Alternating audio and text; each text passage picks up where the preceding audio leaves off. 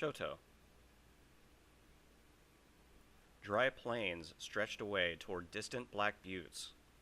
The afternoon wind blew dust and tumbleweed across the cracked concrete. Grant stood with Ellie near the jeep and waited while the sleek Grumman jet circled for a landing. "I hate to wait on the money men," Grant grumbled. Ellie shrugged. "Goes with the job." Although many fields of science, such as physics and chemistry, had become federally funded, paleontology remained strongly dependent on private patrons. Quite apart from his own curiosity about the island in Costa Rica, Grant understood that if John Hammond asked for his help, he would give it. That was how patronage worked. How it had always worked. The little jet landed and rolled quickly toward them. Ellie shouldered her bag. The jet came to a stop, and a stewardess in a blue uniform opened the door. Inside, he was surprised at how cramped it was, despite the luxurious appointments. Grant had to hunch over as he went to shake Hammond's hand. "Dr. Grant and Dr. Sattler," Hammond said. "It's good of you to join us. Allow me to introduce my associate, Donald Gennarro." Gennarro was a stocky, muscular man in his mid-30s, wearing an Armani suit and wireframe glasses. Grant disliked him on sight. He shook hands quickly. When Ellie shook hands, Gennarro said in surprise, "You're a woman." "These things happen," she said, and Grant thought, she doesn't like him either. Hammond turned to Gennarro. "You know, of course, what Dr. Grant and Dr. Sattler do. They are paleontologists. They dig up dinosaurs." And then he began to laugh, as if he found the idea very funny. "Take your seats, please," the stewardess said, closing the door. Immediately, the plane began to move. "You'll have to excuse us," Hammond said, "but we're in a bit of a rush. Donald thinks it's important we get right down there." The pilot announced 4 hours flying time to Dallas, where they would refuel and then go on to Costa Rica, arriving the following morning. "And how long will we be in Costa Rica?" Grant asked. "Well, that really depends," Gennaro said. "We have a few things to clear up." "Take my word for it," Hammond said, turning to Grant. "We'll be down there no more than 48 hours. Grant buckled his seatbelt. "This island of yours that we're going to, I haven't heard anything about it before. Is it some kind of secret?" "In a way," Hammond said. "We have been very, very careful about making sure nobody knows about it. Until the day we finally open that island to a surprised and delighted public." Target of opportunity. The Biosyn Corporation of Cupertino, California, had never called an emergency meeting of its board of directors. The 10 directors now sitting in the conference room were irritable and impatient.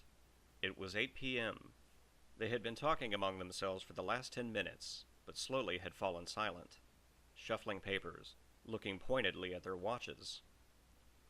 "What are we waiting for?" one asked. "One more," Louis Dodgson said. "We need one more." He glanced at his watch. Ron Meyer's office had said he was coming up on the 6 o'clock plane from San Diego. He should be here by now, even allowing for traffic from the airport. "You need a quorum?" another director asked. "Yes," Dodgson said. "We do." That shut them up for a moment. A quorum meant that they were going to be asked to make an important decision, and God knows they were, although Dodgson would have preferred not to call a meeting at all. But Steingarten, the head of Biosyn, was adamant. "You'll have to get their agreement for this one, Lou," he had said. Depending on who you talked to, Louis Dodgson was famous as the most aggressive geneticist of his generation, or the most reckless. 34, balding, hawk-faced and intense, he had been dismissed by Johns Hopkins as a graduate student for planning gene therapy on human patients without obtaining the proper FDA protocols. Hired by Biosyn, he had conducted the controversial rabies vaccine test in Chile. Now he was the head of product development at Biosyn, which supposedly consisted of reverse engineering, taking a competitor's product, tearing it apart, learning how it worked, and then making your own version. In practice, it involved industrial espionage, much of it directed toward the Ingen Corporation. In the 1980s, a few genetic engineering companies began to ask, what is the biological equivalent of a Sony Walkman? These companies weren't interested in pharmaceuticals or health. They were interested in entertainment, sports, leisure activities, cosmetics, and pets. The perceived demand for consumer biologicals in the 1990s was high. Ingen and Biosyn were both at work in this field. Biosyn had already achieved some success, engineering a new pale trout under contract to the Department of Fish and Game of the state of Idaho. This trout was easier to spot in streams and was said to represent a step forward in angling. At least, it eliminated complaints to the Fish and Game Department that there were no trout in the streams. The fact that the pale trout sometimes died of sunburn and that its flesh was soggy and tasteless was not discussed. Biosyn was still working on that, and the door opened and Ron Meyer entered the room, slipped into a seat. Dodgson now had his quorum. He immediately stood. "Gentlemen," he said, "we're here tonight to consider a target of opportunity. Ingen." Dodgson quickly reviewed the background. Ingen's startup in 1983 with Japanese investors, the purchase of 3 Cray XMP supercomputers, the purchase of Isla Nublar in Costa Rica, the stockpiling of amber, the unusual donations to zoos around the world, from the New York Zoological Society to the Ranthambore Wildlife Park in India. "Despite all these clues," Dodgson said, "we still have no idea where Ingen might be going. The company seemed obviously focused on animals, and they had hired researchers with an interest in the past, paleobiologists, DNA phylogeneticists, and so on. Then in 1987, Ingen bought an obscure company called Millipore Plastic Products in Nashville, Tennessee. This was an agribusiness company that had recently patented a new plastic with the characteristics of an avian eggshell. This plastic could be shaped into an egg and used to grow chick embryos. Starting the following year, Ingen took the entire output of this Millipore plastic for its own use." "Dr. Dodgson, this is all very interesting. At the same time," Dodgson continued, "construction was begun on Isla Nublar. This involved massive earthworks, including a shallow lake 2 miles long in the center of the island. Plans for resort faculties were let out with a high degree of confidentiality. But it appears that Ingen has built a private zoo of large dimensions on the island." One of the directors leaned forward and said, "Dr. Dodgson, so what?" "It's not an ordinary zoo," Dodgson said. "This zoo is unique in the world. It seems that Ingen has done something quite extraordinary. They have managed to clone extinct animals from the past." "What animals?" "Animals that hatch from eggs, and that require a lot of room in a zoo." "What animals?" "Dinosaurs," Dodgson said. "They are cloning dinosaurs." The consternation that followed was entirely misplaced, in Dodgson's view. The trouble with moneymen was that they didn't keep up. They had invested in a field, but they didn't know what was possible. In fact, there had been discussion of cloning dinosaurs in the technical literature as far back as 1982. With each passing year, the manipulation of DNA had grown easier. Genetic material had already been extracted from Egyptian mummies, and from the hide of a quagga, a zebra-like African animal that had become extinct in the 1880s. By 1985, it seemed possible that quagga DNA might be reconstituted, and a new animal grown. If so, it would be the first creature brought back from extinction solely by the reconstruction of its DNA. If that was possible, what else was also possible? The mastodon? The saber-toothed tiger? The dodo? Or even a dinosaur? Of course, no dinosaur DNA was known to exist anywhere in the world, but by grinding up large quantities of dinosaur bones it might be possible to extract fragments of DNA. Formerly it was thought that fossilization eliminated all DNA. Now that was recognized as untrue. If enough DNA fragments were recovered, it might be possible to clone a living animal. Back in 1982, the technical problems had seemed daunting, but there was no theoretical barrier. It was merely difficult, expensive, and unlikely to work. Yet it was certainly possible, if anyone cared to try. Ingen had apparently decided to try. "What they have done," Dodgson said, "is build the greatest single tourist attraction in the history of the world. As you know, zoos are extremely popular. Last year, more Americans visited zoos than all professional baseball and football games combined. And the Japanese love zoos. There are 50 zoos in Japan, and more are being built. And for this zoo, Ingen can charge whatever they want. $2,000 a day, $10,000 a day. And then there is the merchandising, the picture books, t-shirts, video games, caps, stuffed toys, comic books, and pets. Pets? Of course. If Ingen can make full-size dinosaurs, they can also make pygmy dinosaurs as household pets. What child won't want a little dinosaur as a pet? A little patented animal for their very own. Ingen will sell millions of them, and Ingen will engineer them so that these pet dinosaurs can only eat Ingen pet food. Jesus, somebody said. Exactly, Dodgson said.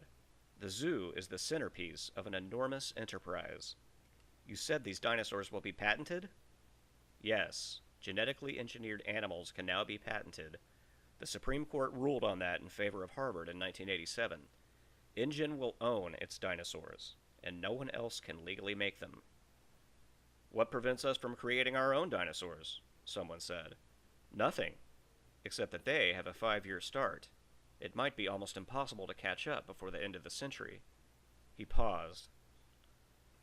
Of course, if we could obtain examples of their dinosaurs, we could reverse engineer them and make our own, with enough modifications in the DNA to evade their patents. Can we obtain examples of their dinosaurs? Dodgson paused. I believe we can. Yes. Somebody cleared his throat. There wouldn't be anything illegal about it. Oh, no, Dodgson said quickly. Nothing illegal. I'm talking about a legitimate source of their DNA. A disgruntled employee, or some trash improperly disposed of. Something like that. Do you have a legitimate source, Dr. Dodgson? I do, Dodgson said. But I'm afraid there is some urgency to the decision, because Ingen is experiencing a small crisis, and my source will have to act within the next 24 hours. A long silence descended over the room. The men looked at the secretary, taking notes, and the tape recorder on the table in front of her. I don't see the need for a formal resolution on this, Dodgson said. Just a sense of the room, as to whether you feel I should proceed. Slowly the heads nodded. Nobody spoke. Nobody went on record. They just nodded, silently. Thank you for coming, gentlemen, Dodgson said. I'll take it from here. Airport. Louis Dodgson entered the coffee shop in the departure building of the San Francisco airport and looked around quickly. His man was already there, waiting at the counter. Dodgson sat down next to him and placed the briefcase on the floor between them. You're late, pal, the man said. He looked at the straw hat Dodgson was wearing and laughed. What's this supposed to be, a disguise? You never know, Dodgson said, suppressing his anger. For 6 months, Dodgson had patiently cultivated this man, who had grown more obnoxious and arrogant with each meeting. But there was nothing Dodgson could do about that. Both men knew exactly what the stakes were. Bioengineered DNA was weight for weight the most valuable material in the world. A single microscopic bacterium, too small to see with the naked eye, but containing the genes for a heart attack enzyme, streptokinase, or for ice minus, which prevented frost damage to crops, might be worth $5 billion to the right buyer. And that fact of life had created a bizarre new world of industrial espionage. Dodgson was especially skilled at it. In 1987, he convinced a disgruntled geneticist to quit Cetus for Biosyn, and take 5 strains of engineered bacteria with her. The geneticist simply put a drop of each on the fingernails of one hand and walked out the door. But Ingen presented a tougher challenge. Dodgson wanted more than bacterial DNA. He wanted frozen embryos.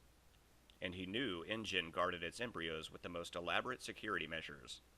To obtain them, he needed an Ingen employee who had access to the embryos, who was willing to steal them, and who could defeat the security. Such a person was not easy to find. Dodgson had finally located a susceptible Ingen employee earlier in the year. Although this particular person had no access to genetic material, Dodgson kept up the contact, meeting the man monthly at Carlos and Charlie's in Silicon Valley, helping him in small ways. And now that Ingen was inviting contractors and advisors to visit the island, it was the moment that Dodgson had been waiting for, because it meant his man would have access to embryos. Let's get down to it, the man said. I've got 10 minutes before my flight. You want to go over it again? Dodgson said. Hell no, Dr. Dodgson, the man said. I want to see the damn money. Dodgson flipped the latch on the briefcase and opened it a few inches. The man glanced down casually. That's all of it? That's half of it. $750,000. Okay, fine. The man turned away, drank his coffee. That's fine, Dr. Dodgson. Dodgson quickly locked the briefcase. That's for all 15 species, you remember. I remember 15 species, frozen embryos. And how am I going to transport them? Dodgson handed the man a large can of Gillette foamy shaving cream. That's it? That's it. They may check my luggage. Dodgson shrugged. Press the top, he said. The man pressed it, and white shaving cream puffed into his hand. Not bad. He wiped the foam on the edge of his plate. Not bad. The can's a little heavier than usual is all. Dodgson's technical team had been assembling it around the clock for the last 2 days. Quickly, he showed him how it worked. How much coolant gas is inside? Enough for 36 hours. The embryos have to be back in San Jose by then. That's up to your guy in the boat, the man said. Better make sure he has a portable cooler on board. I'll do that, Dodgson said. And let's just review the bidding. The deal is the same, Dodgson said. 50,000 on delivery of each embryo. If they're viable, an additional 50,000 each. That's fine. Just make sure you have the boat waiting at the east dock of the island, Friday night. Not the north dock where the big supply boats arrive. The east dock. It's a small utility dock. You got that? I got it, Dodgson said. When will you be back in San Jose? Probably Sunday. The man pushed away from the counter. Dodgson fretted. You sure you know how to work the... I know, the man said. Believe me, I know. Also, Dodgson said, we think the island maintains constant radio contact with Ingen corporate headquarters in California, so... Look, I've got it covered, the man said. Just relax and get the money ready. I want it all Sunday morning, and San Jose Airport, and cash. It'll be waiting for you, Dodgson said. Don't worry.